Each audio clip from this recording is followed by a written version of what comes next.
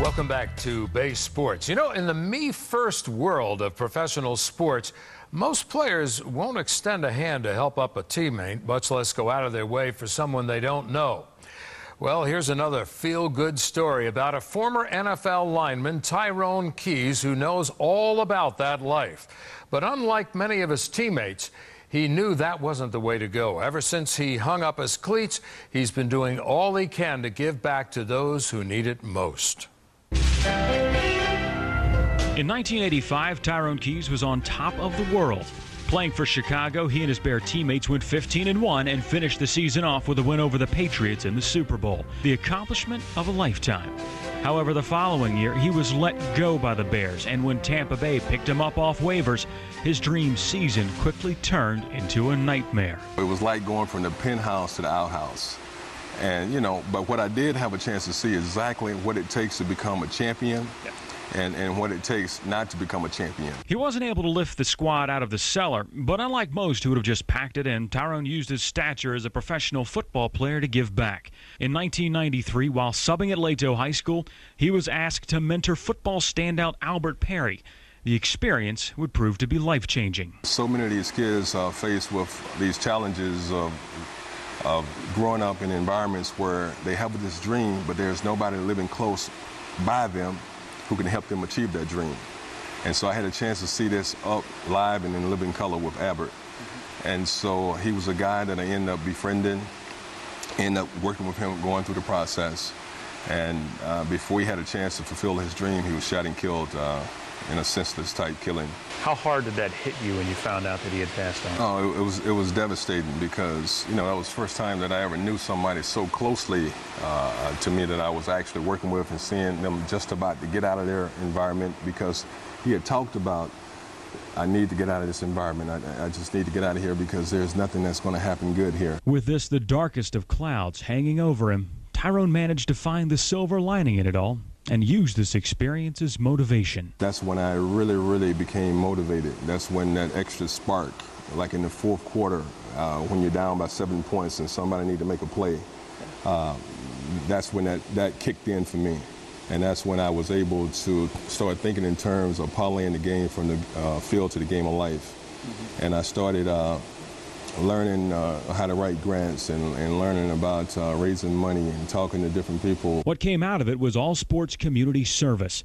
It's an organization that helps students get involved in their community, mentors them through high school, and helps them take the necessary steps to get into college. This is a prototype of the program. That's Derrick Brooks coming out of, that's when he signed his scholarship coming out.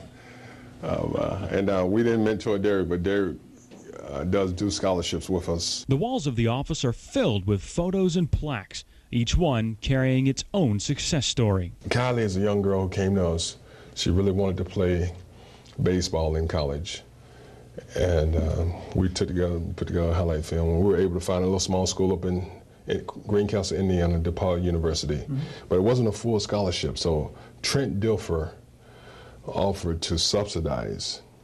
And even when he was traded away from the Buccaneers, he still kept in touch with this young lady and sent funds for her to go off to school. Since he opened the doors in 1993, they've processed over $20 million in scholarships and helped hundreds of students. The hidden secret to the program: before you graduate, you have to reach back and help someone else. I had a young man who graduated from Air Force Academy, and he called me and said, you know, Mr. Keys, I'm going to do what was done for me. I'm going to give a scholarship back at my high school. I was just overwhelmed that he and his brother, Gilbert Perez and Sergio Perez, had come back, and now they're giving back, and these kids are just out of college. The success stories aren't just on the walls. Preston Nicholson wanted to play college football, but after his senior year, he found himself out of school and with no plan. I worked part-time jobs. I was at Burger King, Steak and Shake, and for a minute, that's as far as I could see. I just saw, man, I'm working, you know, regular part-time job, man. You know, I knew that's not where I wanted to be, and I used to complain about it, but he'll be like, that's temporary, that's now. You got to see beyond that. After putting in numerous hours at the office and various other volunteer events, Tyrone helped him get a tape together, then shopped it around to different schools.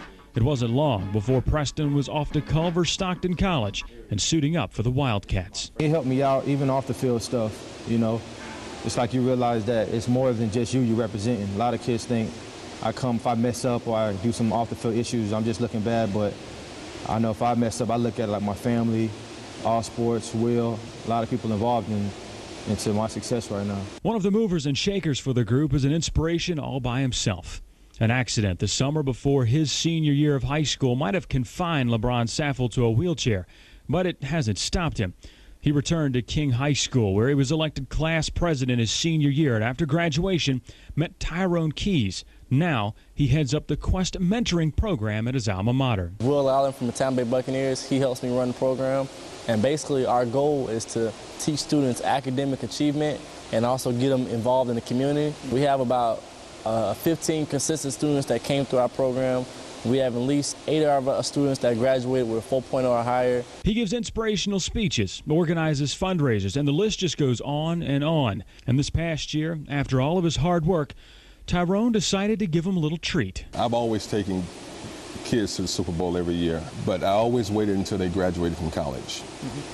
This year, there was somebody who really earned the opportunity. I ended up not only going to the Super Bowl, but I went to the after party with the Indianapolis Colts. I got the whole Vince Lombardi trophy, you know, so it was quite an experience, but you know, that's kind of how the whole season has been. Where would you like to see this organization in another decade? The ultimate is what has happened this past year. Santana Dotson, who played for the Tampa Bay Buccaneers in the early 90s, he now has a model program of all sports in Houston, Texas. Leaving the Chicago Bears, where I was telling you I was going from the penthouse to the outhouse, to see it come full circle to where these kids have now given me a chance to really see what it feels like to be in a real penthouse. For Bay Sports, I'm Chris Clark. Well, without question, it's one of the best stories in the Tampa Bay area. And the first time I ever did that story, of course, I knew Tyrone from covering him with the Buccaneers. He was in an old motel in a couple of rooms out on Dale Mabry Highway, and look at him now. He has come a long way, but it's taken a lot of hard work and a lot of devotion, along with a lot of heart. The story can't be told without saying thanks to the late Jerry Ulm and his family. Over the years, their support has been instrumental to the success of All Sports Community Service. You can check out that group at the web at www.allsportscommunity.org. It's worth a look.